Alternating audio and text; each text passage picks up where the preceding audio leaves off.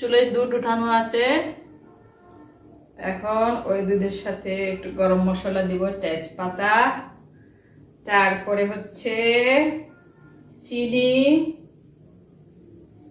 আর বাদাম থাকলে হালকা বাদাম, কাজু বাদাম, যে কোনো বাদাম। তারপর এগুলো সুন্দর করে একটা একটা করে ছেড়ে দিব, হালকা হালকা নেড়ে খাওয়ার উপযোগী হয়ে যাবে। চুলে দুধ উঠানো আছে। এখন ওই দুধের সাথে একটু গরম মশলা দিব, তেজপাতা, তারপরে হচ্ছে চিনি আর বাদাম থাকলে হালকা বাদাম, কাজু বাদাম, যে কোনো বাদাম।